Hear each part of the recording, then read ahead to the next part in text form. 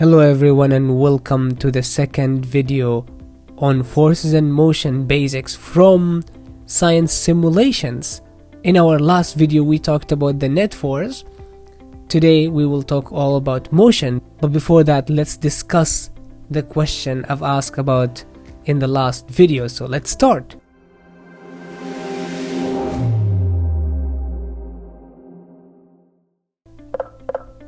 In our last video we had the four guys to the left making 350 Newton and the other four to the right making the same, and we said that this net force is zero, so there is no change in motion, there is nothing moving.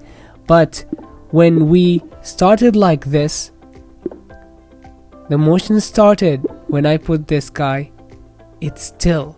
Why? The reason is when there is no net force, there is no change in motion. And this is exactly what's happening. Let's see it again.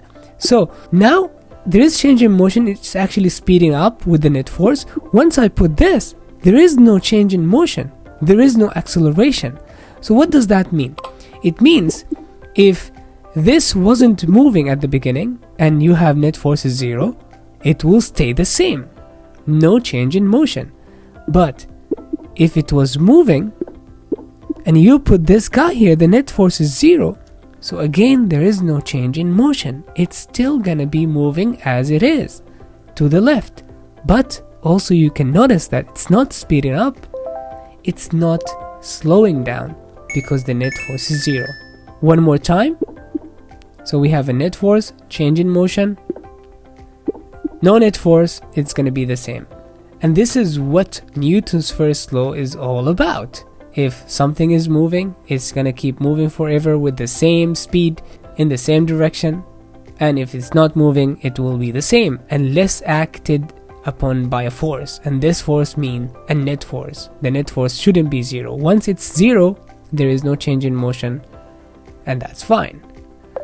Let's go to section 2. In section 2 we have this robot trying to push different objects on this skate and get them to move. So you could actually move from here by making different forces, or you could actually use this guy, click and hold to different directions, or you could give small amount of forces from here, 50,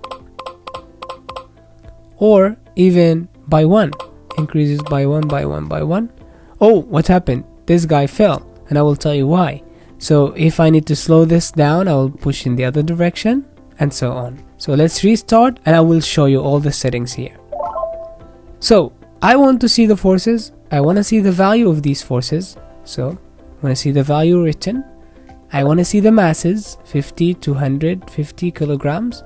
I want to see the speed that this object is moving by. So this is moving with 1.4 meters per second. And when I push to the right, the speed is increasing. I'm making a net force, and let's make 50 here.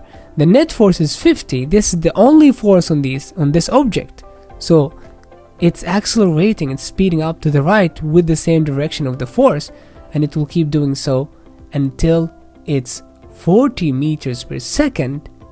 This is the time this robot is going to fall because he couldn't keep up with this speed. So whenever you reach 40, this guy will just go, and that's the maximum speed for this simulation, 40 meters per second.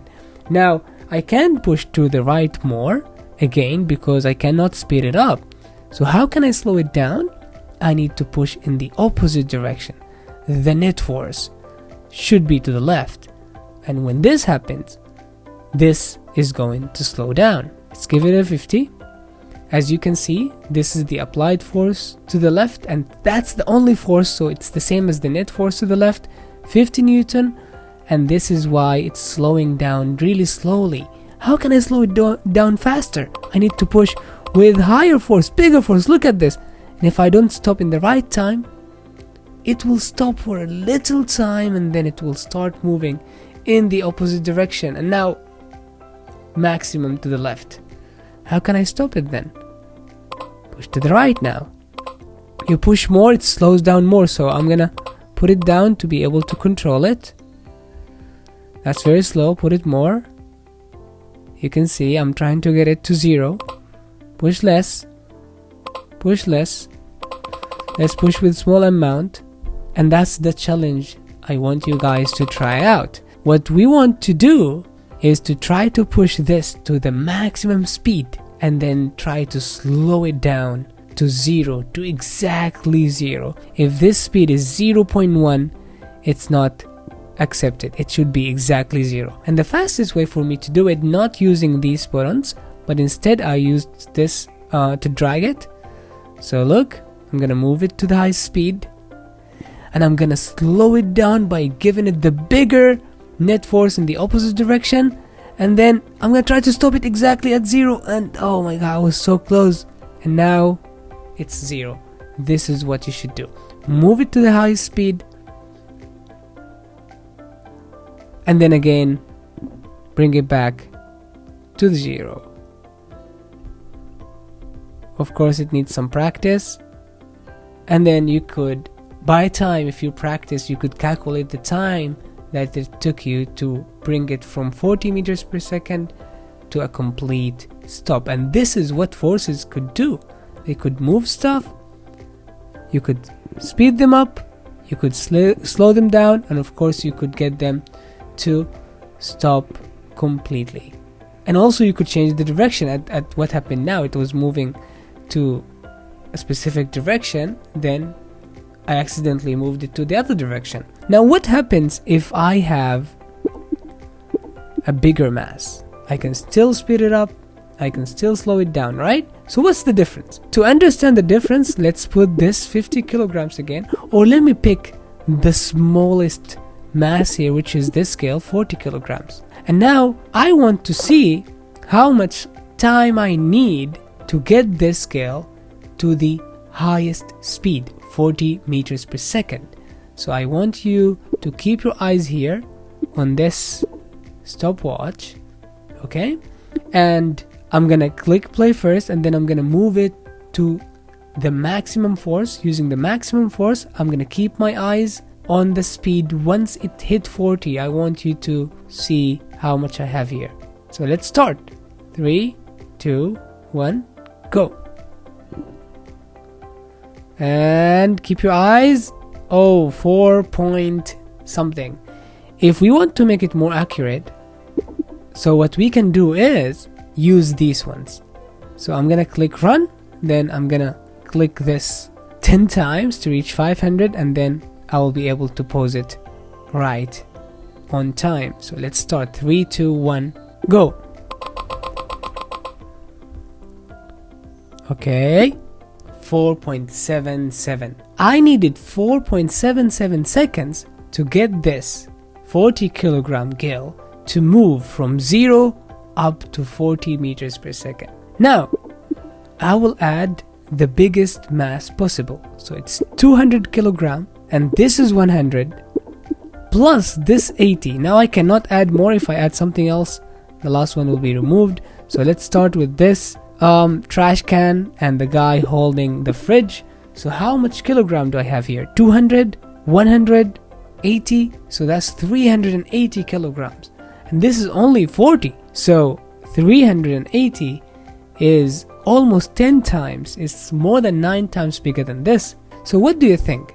This was the time to move this from 0 to 40 meters per second. How much time do you think I will need when I have more mass? Is it the same or not? Let's reset the time.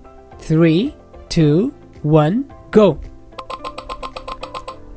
Now, as you can see, it's already 5 seconds and I didn't even get to half of the speed. Why this is happening? The bigger the mass, the harder for you to move it. 3, 2, 1. 31 seconds. I needed 31 seconds to get to the same speed I got in 4 seconds in this case. Now let's do the opposite. I will reset the time. I will see how much time do I need to slow it down to 0. 3, 2, 1, go. Also takes so much time.